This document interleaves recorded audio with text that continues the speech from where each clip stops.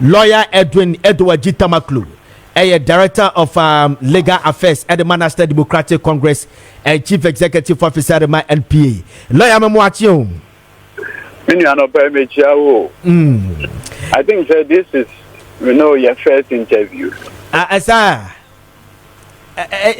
lawyer, when I talk to me, Sir, thank you. But let me say this quickly. I have followed you consistently without you knowing. Wow. No, I have followed you consistently. I mean consistently as a panelist and now as a host. And let me say this. You don't fear anybody. You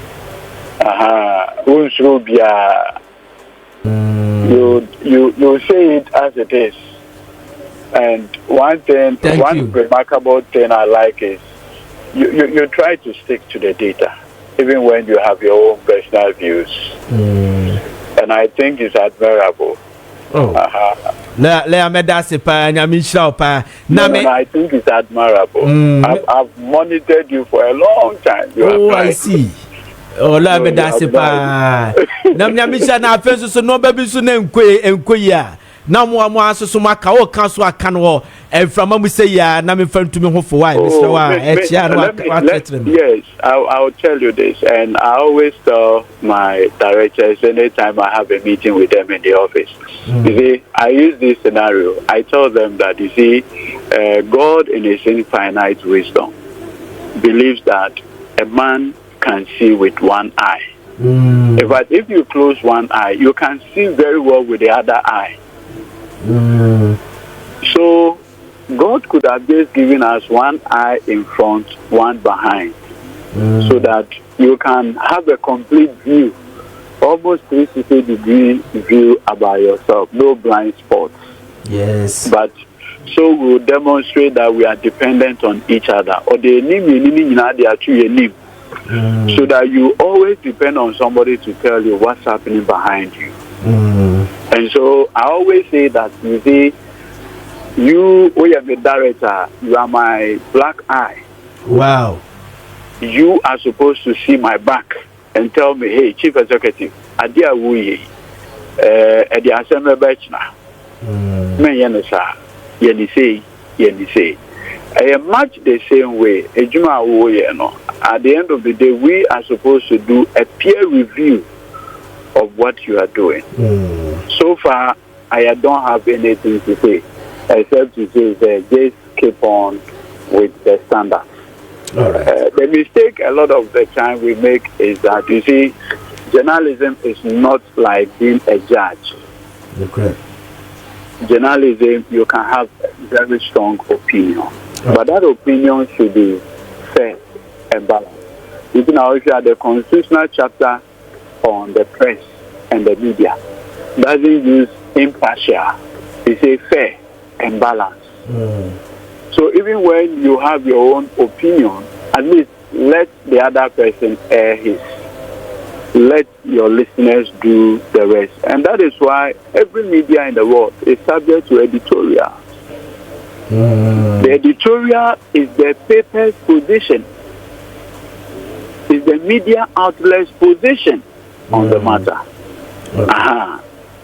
So I personally want to thank you. Yeah, Mr. Medasi pa Nyamisha say Mususa mo hwe free akiri eti de bia yeso so dey say SSC edi ehuni. I share your programs. You have no idea. Thank you very much. Now, lawyer, yan shadio. Ya mame Gertrude Torkornoo ne hu nsemi na wode akoda ne ECOWAS enra ye ba bonti from ECOWAS for ho. Ebisi mame ya to na sam na gu ebisi ntesa ne ade ne lawyer UK otu mranim ni mapan nim no West Africa ha. Watch esa asem ne de yentungu yikura lawyer kiremu yi ehne ne yato agu na ehne ne yentungu ye before I because but see a small history and then the NDC director leader just for public education. Okay.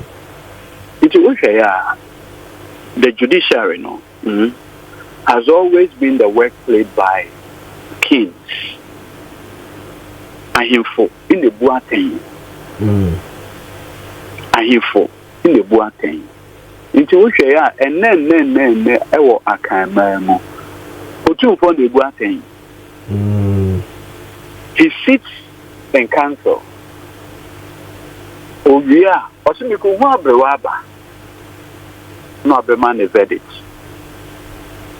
Ena sebu Europeans are omoba. Omutna wa no so that you kin nkwa yes anyoma we ono aye legislation ono be decide ono be sa enforce no mo hwe anom so that be yemfa bibi into hwe ya Montesquieu omo writings Thomas Hobbes omo ntroye the Leviathan omo hwe ya anom so that be yebe na sadia yen separate powers no obi mbuaten obi nchro mrano na obi enso enforce emrano 3 but se kwhye nipa ba kumu a sometimes when we are now abusing the powers I think I may bring this issue up and say you see emre bi baya oti kulungugu bombing sorty better yeah. And there was this attempted assassination of then President Nkrumah. Yeah. So the persons who were arrested included some friends in the CPP, Tawi Adamafio and co. Omoko trial, they were acquitted. They were acquitted. Omo acquitted Omo Nkrumah was not pleased. So he handled those charges in a manner that obviously showed his anger and displeasure. It is Emra Yede 1992 Constitution, no, by in fact, starting from 79 Constitution, no, in the year say, Sir Ajajufobet Miayo Omujuma without fear, without favor, no. Yemo the friend is security of tenor. The show security of tenor. Sir Judge no or man penny ain't me judge no because judgment now I know on pay. It was 79 Constitution the buyer no. It had express provision to protect judges. In a 1992 Constitution no buyer no. In a shemukena. It was 1992 Constitution no introduce Article 146. And the reason for that Article 146 provision in me say want me say judge aye juma on pet the outcome as a man the constitution provide all kinds of mechanism, internal mechanisms to ensure say protection of judges a very strong. I mean power again call your money in 1979 the new president Okay, Liman Abai. So Liman Abai no ebenya 79 Constitution no. It created our Constitution no. For the first time, Constitution created a new Supreme Court because prior to that, no court na no ended at the Court of Appeal. They ended at the Court of Appeal. In the 79 Constitution, it created this new Supreme Court no. Not Chief Justice I know at that time. You need a friend of Chief Justice Apalu. Apalu. Now Abakosan Kakane said, "Emra Chief Justice Apalu fee a brutre ebaye as lawyer no. Obeye Juma or law firm be ewo Kojo Thompson Road. Kwankwan Guam. But what is our law firm Medinda? The Menteda. And they a friend Akufo-Addo and Prempe. Oh, I see. Nana do ni papa law firm. Baby, Adabraka police station inside one. Perfect. Inti Chief Justice Apalu baye on your bed as someone one and a goose firm hono. Now what happened and they say obey judge and Nkrumah Breso. Inti Emra ye 2 in Nkrumah Bre 24 February 1966 no. The new military regime no set up commissions of inquiry to investigate Nkrumah's appointees. One of the commissions na Apalu Nedano. Justice Anid Diagenum in Anedano. But what I say? Yeah. Good. Fast forward. You ban CPP as a political party. So okay. Good. Into the ECOWAS and say at a point no. Now Liman Mobile no more create the new Supreme Court no. Now say by the reason of the Constitution. Now as I say. The then head of the Court of Appeal and next one the head of the new Supreme Court and you know, so Constitution can say obey Chief Justice of the Supreme Court or the head of the Judiciary now. I just say over Parliament for parliamentary vetting. Parliamentary vetting, you know, say over Parliament. Now get something. The people who formed the majority in Parliament at that time, CPP for now, Apalu, Etna, or cases no so as commissions of inquiry. In the classic of Parliament for parliamentary vetting, said the outcome is almost known.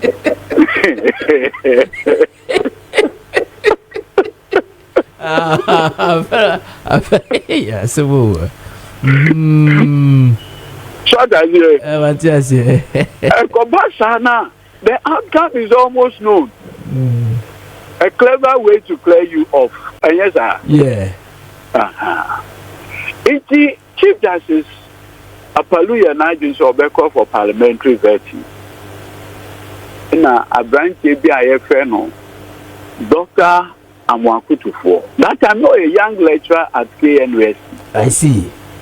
In our issue with challenging say now so he's already the head of the judiciary. Just that at that time the judiciary ended at the Court of Appeal. Yeah. Now they say smart Supreme Court let him just continue. Where from this issue of parliamentary vetting. Now game no quick. It's almost set up a panel. Soa, Acha, Lasse, Anenkikahu, and almost Nas. Into hope, no can't say. It's the Attorney General at that time, raised a preliminary legal objection, say, and I want Mwakutu for Dr. Mwakutu for Gra, we are mine. Sebi, we are lecturer. That's in where found obeying. When you pan out, some no fan of why Chief Justice Apollo. Omekashi, he is willing to go to Parliament for the vetting. It would be a busybody.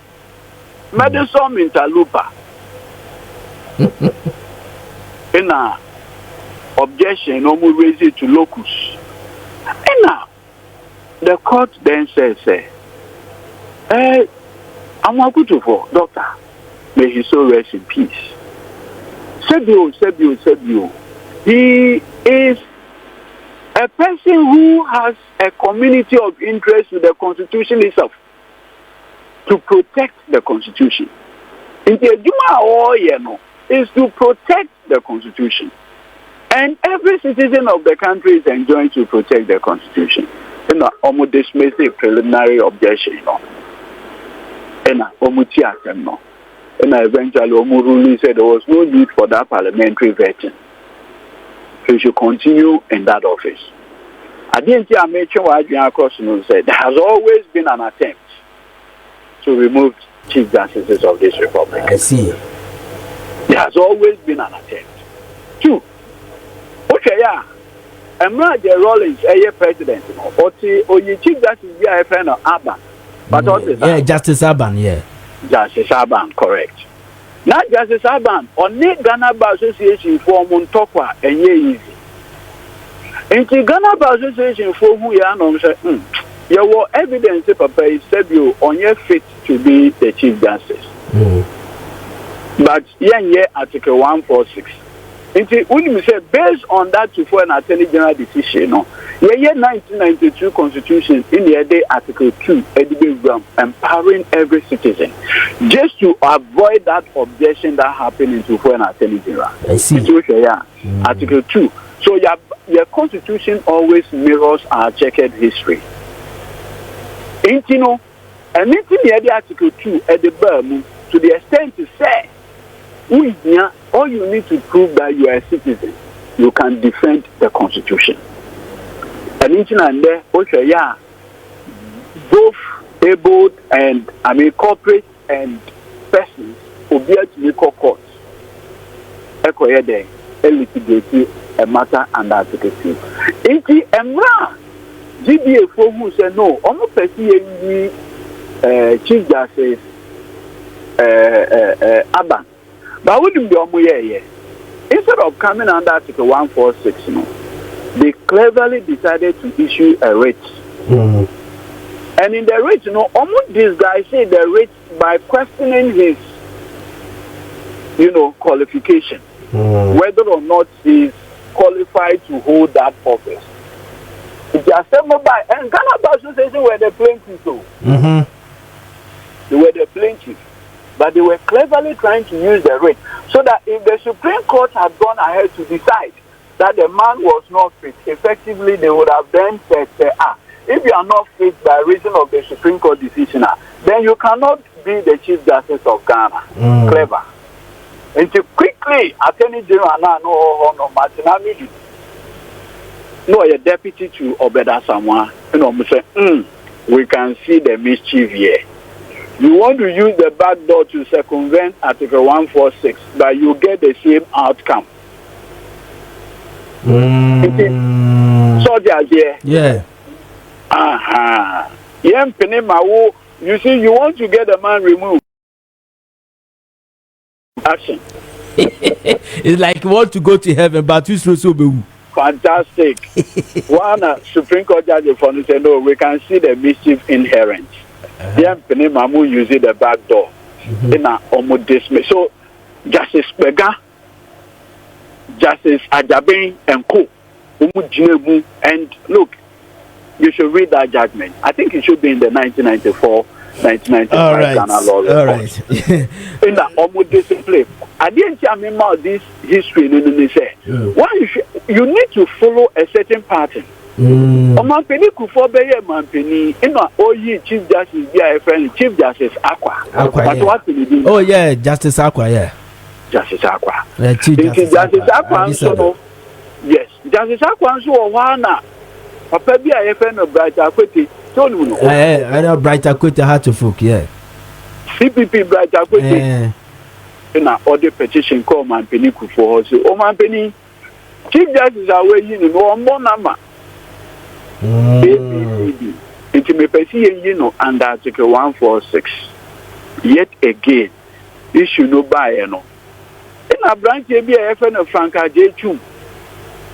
Issue rate at the Supreme Court. Challenge say, now petition now, but I quit the Abacra say, Chief Justice Aquano. Now, who petition on the front page of the Empire newspaper and the rest? Meanwhile, the Constitution says the proceedings shall be held in camera. And the proceedings include the petition. It is what the petition now for 2 newspaper front page, you have breached the constitutional in camera provision. That's confidentiality. And the court once again intervene and scatter that. Not just say lawyer. President Saudi Mayeni na no chair and say, dear senior one, meboa. And yet the court has always intervened to protect the Chief Justice. Justice, okay, all right. Yeah, time in Intino. And come a person can bet to us so far, but main cause so way just on this matter. It was in a specific case of Chief Justice Gertrude Torkornoo. I think that there is a critical question we are not asking. How come that in all these matters, the judiciary has always intervened? How come that this one it didn't happen? So, more importantly, yɛhwɛ matters now on how they are bedom Ghana courts how ODB Ediako ECOWAS court now sebi and now your one is no anopa ECOWAS court no I can say sebi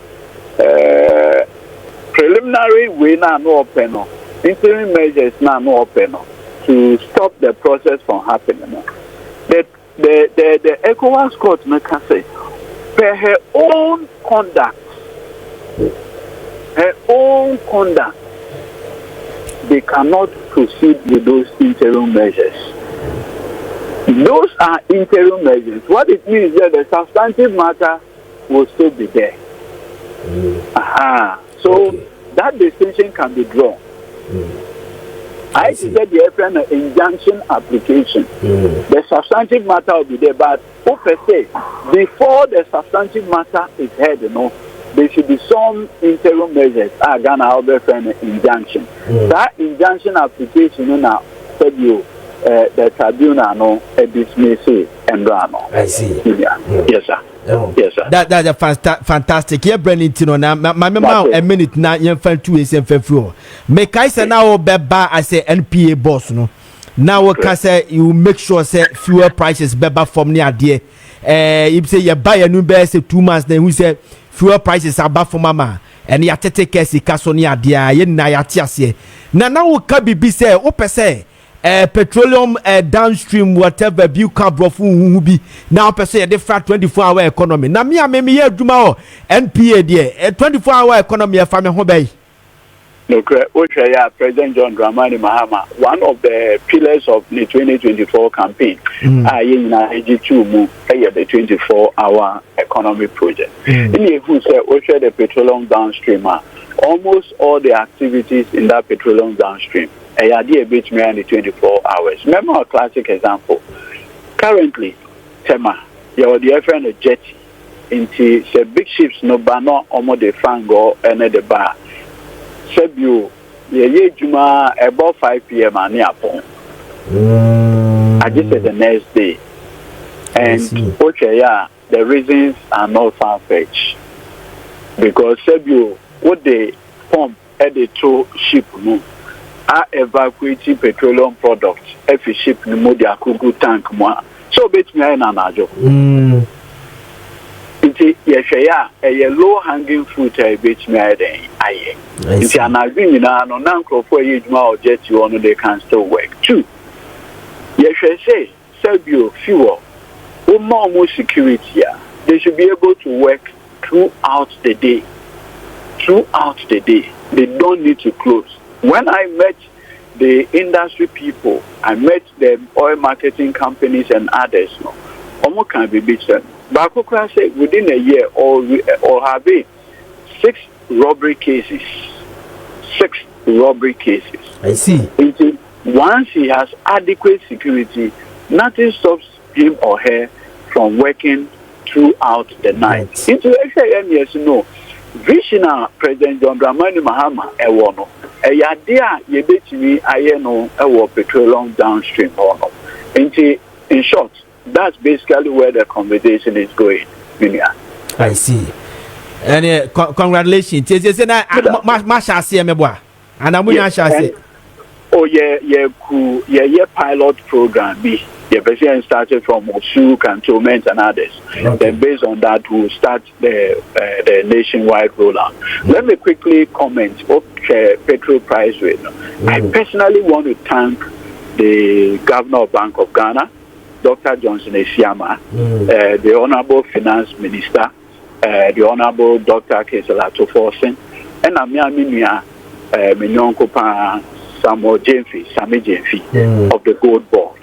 The combined work of these 3 individuals, I ensure say the currency, and the stability, at least it has ensured some level of predictability and low numbers. That significant strength now, has impacted because there are 2 major things that are impacted on the price of petroleum products: the FOB price and the exchange rate. So the wire mathematics. I also hear regression analysis. The variables, in the determine into Oshaya variable now a movie quickly a year the issue of FOB and the issue of exchange rate. And so once you have the exchange rate stable, we are sure that we'll have and let me say the combined work of these three individuals had greatly helped us in keeping the fuel numbers low. Lawyer, thank you very much.